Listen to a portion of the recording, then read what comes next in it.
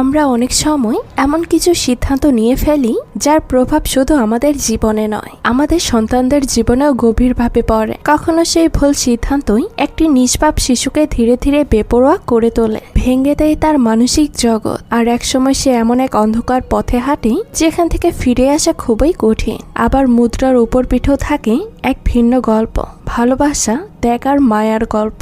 এমনও মা আছেন যিনি নিজের গর্ভে ধারণা করলেও একটি শিশুকে নিজের সন্তানের মতোই আগলে রাখেন। নিজের জীবন দিয়ে হলেও তাকে রক্ষা করতে পিছু পা হয় না। আজকের গল্পটা ঠিক এমনই, দুজন মায়ের দুটি ভিন্ন সিদ্ধান্তের দুটি সম্পূর্ণ আলাদা পরিণতি। একজন মা যার একটি ভুল সিদ্ধান্ত তার সন্তানকে ঠেলে দেয় মানসিক অন্ধকারে, তৈরি করে এক ভয়ঙ্কর সাইকোলজিক্যাল রোগ। আরেকজন মা যিনি ভালোবাসা আর আত্মত্যাগ দিয়ে প্রমাণ করেন মা হওয়া শুধু রক্তের সম্পর্ক নয়, এটা হৃদয়ের বন্ধন। তাহলে চলুন ভালোবাসা, মানসিক জটিলতা আর রহস্যে ভরা এই অসাধারণ গল্প দেখে আসি। শেষ পর্যন্ত দেখলে এই গল্প আপনাকে শুধু বিনোদনই দেবে না, শেখাবে জীবনের গভীর কিছু সত্য। তো গল্পের শুরুতেই চেনকে তার একমাত্র ছোট মেয়েকে নিয়ে সস্তায় একটা বাসা ভাড়া করে, যেখানে বাড়িওয়ালা চেনের সঙ্গে কথা বলার সময় জানালা ধরে দাঁড়িয়ে সিগারেট খাচ্ছিল।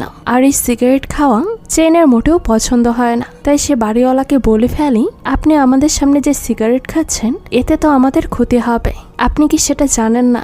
বাচ্চাদের সামনে সিগারেট খেতে নেই। এ কথা শুনে চেনের বাড়িওয়ালা তার সিগারেটটা জানালার কাছে রেখে দেয়। চেন মূলত পরিস্থিতির শিকার হয়ে এই বাসাটা ভাড়া করেছে। সে কি এমন পরিস্থিতির শিকার হয়েছে তা আমরা গল্পের শেষের দিকেই জানতে পারবো। তবে এছাড়া চেনের আর কোনো উপায় ছিল না, সে তার মেয়েকে নিয়ে আলাদা থাকতে শুরু করেছে, কারণ চেনের হাজবেন্ড তার উপর অমানবিক টর্চার করে। আর সেই টর্চার থেকে বাঁচার জন্য তার মেয়েকে বাঁচানোর জন্য আলাদা থাকার সিদ্ধান্ত নিয়েছে। তবে চেনের কাছে ভালো পরিবেশে থাকার মতো ভাড়া না থাকায় সে বাধ্য হয়ে শহরের সবচেয়ে পুরাতন সস্তা এই বাটারফ্লাই অ্যাপার্টমেন্টটা ভাড়া নিয়েছে। তো সে তার মেয়ে শিয়াকে নিয়ে এই অ্যাপার্টমেন্টে আসলে বাড়িওয়ালা আর কেয়ারটেকার তাকে সাবধান করে দেয় যাতে তারা খুব সাবধানে সেখানে থাকে, কারণ এই বাড়িটা খুবই রহস্যময়। যে কোনো মুহূর্তেই যে কোনো ঘটনা ঘটে যেতে পারে, কারণ এখানকার বেশ কিছু জিনিস মোটেও স্বাভাবিক নয়। কিন্তু এসব শোনার পরেও চেনের কাছে আর কোনো কিছুই করার ছিল না, কারণ এই শহরে থাকার মতো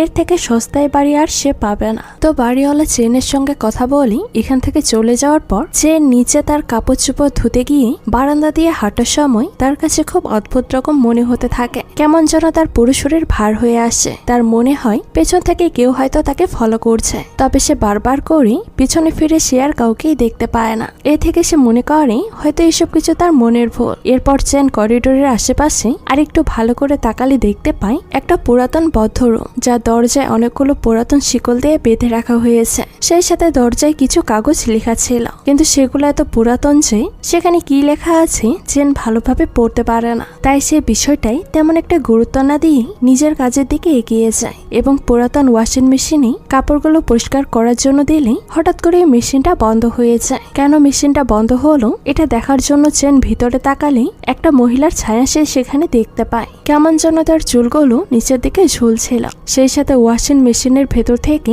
কালো ধোঁয়া বেরিয়ে আসে। এইসব কিছু দেখে চেন বেশ ভয় পেয়ে যায়। সবকিছু ভালোভাবে বুঝে ওঠার আগেই পেছন থেকে একজন মহিলা এসে চেনের সঙ্গে কথা বলে। সে বলে, আমি 8 তলায় ভাড়া থাকি। তখন সেই অদৃশ্য ছায়া সবকিছু তখন কোথাও একটা মিলিয়ে যায়। এই মহিলা চেনকে আরো জিজ্ঞাসা করে, তুমি এখানে কি করতে এসেছো, কোথায় থাকো? তখন চেন ধীরে ধীরে উত্তর দেয়। সে বলে, আমি 6 তলায় ভাড়া এসেছি। একথা শুনে হঠাৎ করে মহিলাটা চমকে যায় আর সাথে সাথে চেনকে জিজ্ঞাসা করে কেন ভাড়া এসেছে, তার কি ভয় করে না? একথা শুনে চেন অবাক হয়ে যায়, হঠাৎ সে এমন কথা কেন বলছে। ওই মহিলাটা চেনকে কিছু বলতেই যাবে, ঠিক তখন মহিলাটার হাজবেন্ড এসে তাকে হাত ধরে টেনে উপরে নিয়ে যায়, যার কারণে চেন তাকে আর কোনো কিছুই বলে না। তবে মহিলাটার মুখ দেখে বোঝা যাচ্ছিল সে চেনকে কিছু একটা বলে সতর্ক করতে চায়। তো যাই হোক, চেনের আর কোনো কিছুই করার থাকে না, তাই সে সোজা তার ঘরে চলে আসে এবং দেখতে পায় তার মেয়ে দরজার কাছে বসে খুব মনোযোগ দিয়ে বাইরে কিছু একটা দেখছিল।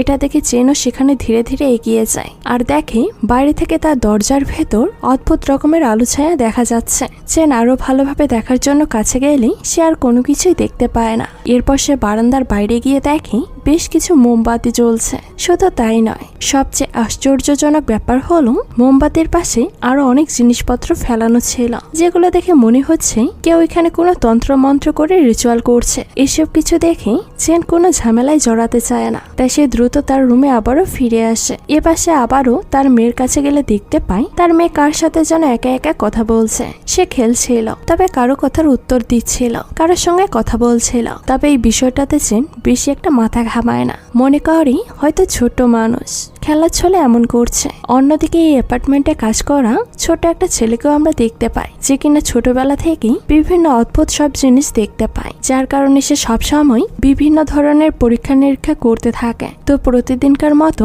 আজও সে একটা গ্লাস দিয়ে কিছু একটা দেখার চেষ্টা করছিল।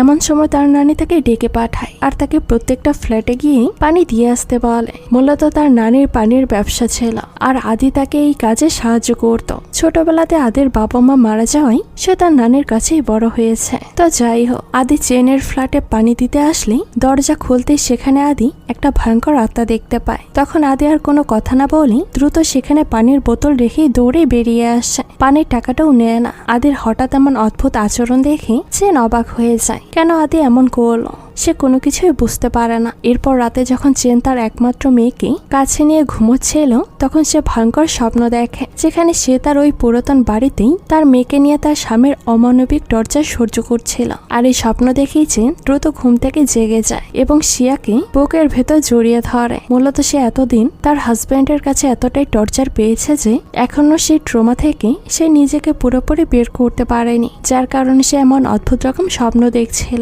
ওই সময় আমরা দেখতে পাই কোন একটা আত্মা চেনের বেডের নিচে লুকিয়ে লুকিয়ে তাদেরকে দেখছিল। সকাল হওয়ার অনেকটা আগেই হঠাৎ করে এই বিল্ডিং এর কেউ একজন জোরে জোরে চিৎকার করতে থাকে, আর তার এই শব্দ শুনে আশেপাশে থাকা সব অ্যাপার্টমেন্টের মানুষ ভয় পেয়ে যায়, কারণ শব্দটা এমন ভয়ানক ছিল। অন্যদিকে শব্দ শুনে আদি তার নানিকে জিজ্ঞাসা করে, ও তো সিঁড়ি থেকে পড়ে গিয়ে গত সপ্তাহে মারা গিয়েছে, তাহলে আবার কেন সে মানুষকে বিরক্ত করছে? আদির কথা শুনে তার নানি অনেক ঘাবড়ে যায়। সে আদির কোনো প্রশ্নের উত্তর দেয় না। পরদিন চেন বাইরে যাওয়ার সময় লিফট থেকে নিচে পড়ে গেলে তার মনে হয় এই লিফটের ভেতর কেউ তাকে ফলো করছে। তার ঠিক পেছনেই কেউ একজন দাঁড়িয়ে আছে। তবে চেন পেছনে ফিরলে তখন আর সেখানে কাউকেই দেখতে পায় না। এতে চেনের পুরো শরীর ভার হয়ে যায়, যার কারণে সে দ্রুত করে লিফটের বাইরে বেরিয়ে পড়ে আর আশেপাশে কে আছে সেটা দেখার চেষ্টা করে। কিন্তু সে চারপাশে খুব ভালোভাবে তাকানোর পরও কোথাও কাউকে দেখতে পায় না। তখন তার ধীরে ধীরে গা ভারী হয়ে ওঠে, যার কারণে সে সেখানে আর বেশি দেরি না করে দ্রুত তার রুমে চলে আসে। এরপর রাতে ঘুমোতে গেলে চেন আবার ভয়ঙ্কর একটা চিৎকারের শব্দ শুনতে পায়, আর সেই শব্দেই তার ঘুমটাই ভেঙে যায়। এরপর সে আবারও চারপাশে দেখার চেষ্টা করে কিসের শব্দ হয়েছে, কিন্তু কোনো কিছুই সে দেখতে পায় না। বিছানার নিচে এবং বেডের ম্যাট্রেস উঁচু করলেও সেখানে ভয়ঙ্কর কিছু সে দেখতে পায়। ম্যাট্রেসের নিচে দেখে মনে হচ্ছিল এখানে কেউ গোপনে সুরঙ্গ করে কিছু পুঁতে রেখেছে। এসব কিছুতে চেন রিস্ক নিতে চায় না, তাই সে একজন ভালো তান্ত্রিককে ডেকে নিয়ে আসে আর তার রুমে সুরক্ষা রাখার জন্য পূজা পাঠ করায়। কিন্তু এতেও কোনো কিছু হয় না, অর্থাৎ আগের মতোই সবকিছু ভারী হয়ে থাকে। কিছুদিন পরই চেন দেখতে পায় তার মেয়ের ভেতর বিভিন্ন কিছু চান্স হতে শুরু করেছে। সে একা একা কারোর সঙ্গে সবসময় কথা বলতে থাকে। এইসব কিছু থেকে বের করার জন্য চেন অনেক চেষ্টা করে, তার মেয়ের কাছাকাছি থাকে। একদিন তার মেয়েকে ঘুম পাড়িয়ে বাইরে এসে সে দেখতে পায় তাদের রুমে পুরো দেওয়ালটাই ফাটা অবস্থায় আছে। শুধু তাই নয়, ওই রুমের ভেতর থেকে অদ্ভুত রকমের শব্দ হতে শুরু করে। শব্দ শুনে মনে হচ্ছিল দেয়ালের ওপাশে কোনো অঘটন ঘটেছে, যার কারণে চান্স দিয়ে এই অ্যাপার্টমেন্টের ওয়াচম্যানকে ডেকে নিয়ে আসে আর সমস্ত বিষয়টা খুলে বলে। তখন জানা যায় মূলত এই অ্যাপার্টমেন্টের যে ওয়াচম্যান সে অসুস্থ, আর তার অসুস্থ থাকার কারণে তার এই নাতি এই সম্পূর্ণ কাজগুলো দেখাশোনা করছে। তো তখন ওয়াচম্যানের নাতি জিয়া এসে ওই দেয়ালের কাছে একটা পর্দা সরাতেই দেখতে পায় এখানে একটা অদ্ভুত রকমের নকশা আঁকা রয়েছে। এসব কিছু দেখে তারা দুজনে বেশ চমকে যায়। ঠিক তখনই সেখানে প্যারানর্মাল অ্যাক্টিভিটিস হতে শুরু করে। সেখানকার সব লাইটগুলো একবার জ্বলছিল আরেকবার নিভছিল। এমন হওয়ার কারণ কি তারা কেউই বুঝতে পারে না। তখন জিয়া চেনকে বোঝায় যেহেতু এটা অনেক পুরাতন বিল্ডিং, হয়তো কোনো বাচ্চা এখানে পেন্টিং করেছে। এই বলে সে নিজেই দেয়ালের সমস্ত দাগগুলো ঢেকে দেওয়ার জন্য নতুন করে রং। কিন্তু তাদের এই কাজগুলোর ভেতর হঠাৎ করে সেখান থেকে একটা বন্ধ দরজার শিকল খুলে যায়, আর তখন মনে হয় ভেতর থেকে কেউ একজন বাইরে বেরোনোর খুব চেষ্টা করছে। এই সমস্ত কিছু চেনের কাছে খুব অস্বাভাবিক মনে হয়, তাই সে এখানে থাকতে চায় না। তবে এখানকার কি রহস্য সেটা জানার জন্য সে 8 নম্বর ফ্ল্যাটে ওই মহিলার সঙ্গে দেখা করতে আসে। চেনের খুব মনে হচ্ছিল উনি হয়তো তাকে কোনো কিছু বলতে চায়। আসলে কি বলতে চায়, কি রহস্য, সেটাই চেন এখন তার থেকে জানতে চায়। কিন্তু চেন 8 নম্বর ফ্ল্যাটে আসলে দেখতে পায় 5 নম্বর দরজায় একটা সতর্ক নোটিশ টাঙানো রয়েছে, যেটা ছিল বেশ অদ্ভুত। সেই নোটিশে লেখা ছিল এই দরজার কাছে কখনো আসবে না, তাহলে বিপদ হবে। এই লেখা দেখে চেনের আরো বেশি অবাক লাগে, তাই সে আর কোনো কিছুই দেখতে চায় না, জানতেও চায় না, সোজা তার রুমের দিকে ফিরে যেতে থাকে। তো যাই হোক, ফেরার সময় লিফট থেকে ঠিক ওই রকম আরো একটা লেখা নোটিশ ছিঁড়ে নিচে পড়ে যায়। চেন চিন্তা করতে থাকি ওইটাতে তো কেউ হাত দিল না, তাহলে ছিঁড়ে পড়লো কিভাবে। সেই সাথে লিফটটা খুলে যায়। চেন তখন আর কোনো কিছু চিন্তা করার পরিস্থিতিতে ছিল না, তাই সে দ্রুত লিফটের ভেতরেই ঢুকে পড়ে, যাতে সে দ্রুত এখান থেকে বেরিয়ে যেতে পারে। তো দেখা যায় লিফটটা কিছুটা পথে এসেই হঠাৎ করে থেমে যায়। আবারও লিফটের ভেতর প্যারানর্মাল অ্যাক্টিভিটিস হতে থাকে। লিফটের ভেতরে লাইট অফ হয়ে যায়, অদ্ভুত রকমের শব্দ হতে থাকে। এতে সে অনেক ভয় পায়। এর কিছুক্ষণ পরে দরজাটা আপনা আপনি খুলে যায় আর চেন দ্রুত বাইরে বেরিয়ে আসে। তবে এই লিফটের ভেতর যাওয়াটাই ছিল চেনের চরম ভুল। এরপর তার সামনে একটা সাদা কাপড় পরা আত্মাকে সে দেখতে পায়। তবে চেন এই আত্মাটাকে মনে করে কোনো মানুষ হয়তো তার দিকে ইশারা করছে, যেন তার সঙ্গে কথা বলতে চায়। কিন্তু দেখা যায় চেন যেমন বিহেভিয়ার করছিল ওই আত্মাটাও ঠিক তেমন করে। এটা দেখে চেন আরো বেশি ভয় পায়, বুঝতে পারে এটা কোনো স্বাভাবিক মানুষ না। তাই সে আবারও লিফটের দিকে দৌড়াতে শুরু করে, কিন্তু তখনই তার সামনে আবারও আত্মাটা চলে আসে। বাঁচার জন্য চেন ওই লিফটের ভেতরে ঢুকে পড়ে আর আত্মাটা তাকে ধরে টানাটানি করলে চেন অনেক চেষ্টা করে লিফটের ভেতরে গিয়ে নিজেকে বাঁচানো। এর কিছুক্ষণ পরে দেখা যায় চেনের ঘুম ভেঙেছে। তার সামনে এই ওয়াচম্যান আর তার মেয়ে বসে আছে, অর্থাৎ লিফটের ওখানে চেন অজ্ঞান হয়ে গিয়েছিল। আর সেখানে জিয়া দেখতে পেয়ে তাকে রুমে নিয়ে আসে। যখন সে জিয়ার কাছে একথা শোনে তখন চেন বলে, আমি লিফটের ভেতর কিছু সময়ের জন্য আটকে পড়েছিলাম। একথা শুনে জিয়া বলে, আপনার কোথাও হয়তো ভুল হচ্ছে, এই বিল্ডিং এ কোনো লিফটের বেসমেন্ট নেই। একথা শুনে সে আরো বেশি অবাক হয়ে যায়। তাহলে তার সঙ্গে কি হয়েছে? সাথে সাথে চেন কথা ঘোরানোর জন্য বলে, হয়তো আমার কোনো ভুল হয়েছে। এরপর সবাই তার রুম থেকে গেলে চেন নিজের মতো করে কিছুটা সময় কাটায় ঘুমিয়ে পড়ে। এদিকে চেন ঘুমানোর পর অদ্ভুত ভাবে আবারও তার রুমে সবকিছু চেঞ্জ হতে থাকে। তার রুম অস্বাভাবিক ভাবে নড়ে উঠতে থাকে, কিছু একটা আলোর ঝলকানি আসতে থাকে। কেমন যেন মনে হতে থাকে এখানে ভয়ঙ্কর ভূমিকম্প হচ্ছে।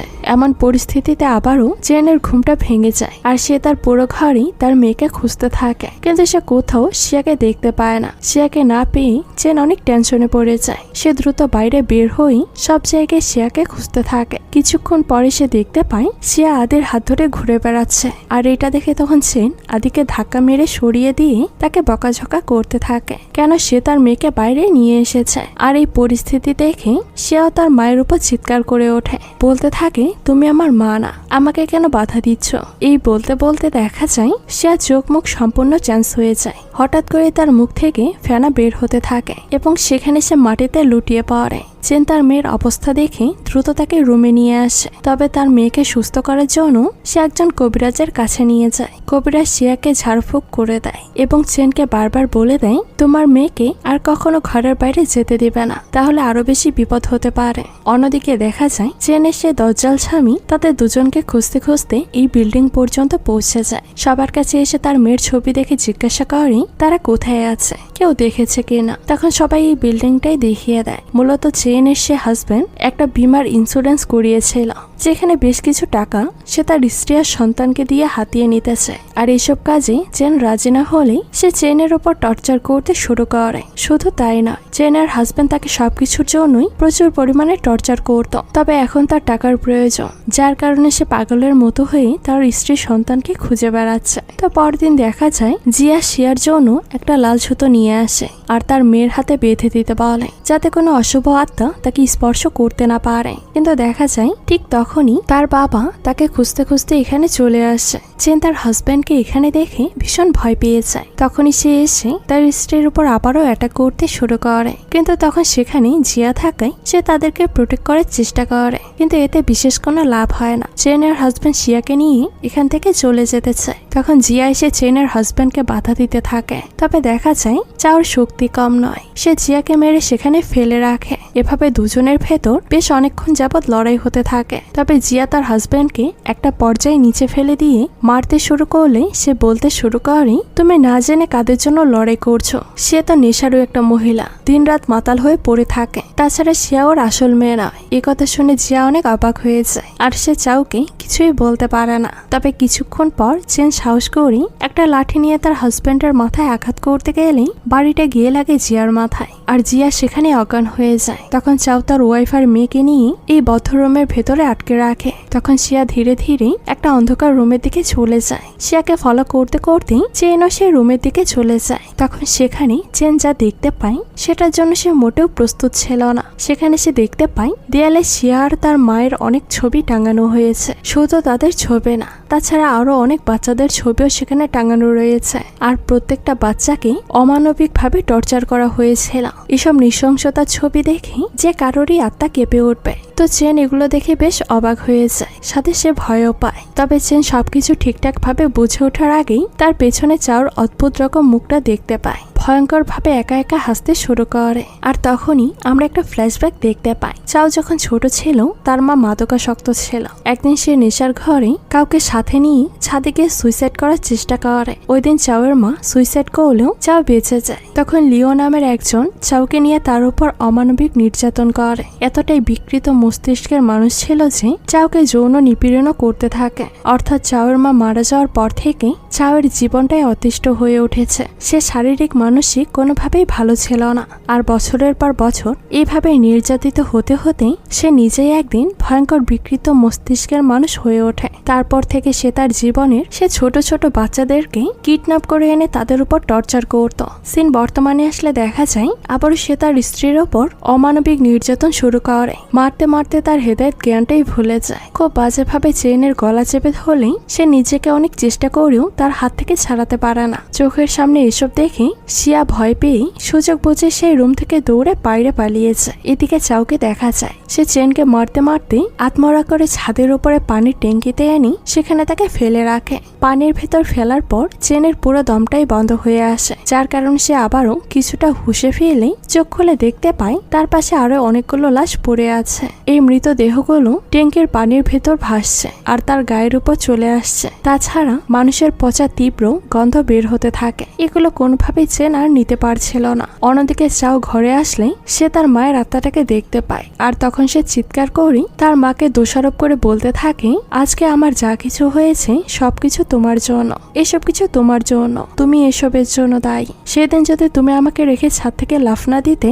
তাহলে নিশ্চয়ই আমার সঙ্গে এমন খারাপ কিছু হতো না আর আমিও মানুষের সঙ্গে পশুর মতো আচরণ করতাম না। এদিকে ট্যাঙ্কের ভেতর প্রত্যেকটা লাশই হঠাৎ করে জীবিত হয়ে ওঠে আর সবাই মিলে একসঙ্গেই চেনের উপর অ্যাটাক করতে থাকে। চেন তাদের হাত থেকে বাঁচার জন্য এই ট্যাঙ্কির ভেতর থেকে বের হওয়ার অনেক চেষ্টা করে। তখন দেখা যায় চেনের সাথে সাথে বাকি সব আত্মাগুলো পানির ট্যাঙ্কি জোরে জোরে আঘাত করতে থাকে। তারা যেন সবকিছু ভেঙে নিয়ে বাইরে বেরিয়ে আসবে। এর কিছুক্ষণ পরে দেখা যায় সত্যি সত্যি তাদের প্রবল আঘাতে সম্পূর্ণ ট্যাঙ্কটা ভেঙে ছাদ থেকে নিচে গড়িয়ে পড়ে আর তখন বাকি সব ডেড বডির সাথে সাথে চেনও সেখানে বেরিয়ে আসে। তবে চেন এতটাই আহত হয়েছিল যে সে সেখানে অজ্ঞান হয়ে গিয়েছিল। ধীরে ধীরে তার জ্ঞান ফিরে এসে ওই ডেড বডির ভেতর থেকে নিজেকে বেরিয়ে আনার চেষ্টা করে। তবে তার চারপাশে এতগুলো লাশ দেখে সে অনেক ভয় পেয়ে যায়। অন্যদিকে দেখা যায় শিয়া আদির কাছে গিয়ে আশ্রয় নেয়, কারণ শিয়াও অনেক ভয় পেয়েছিল। সে তার বাবার কাছ থেকে বাঁচতে চাইছিল। তো শিয়াকে বাঁচানোর জন্য আদি তাকে এখান থেকে বের করে নিয়ে যাচ্ছিল।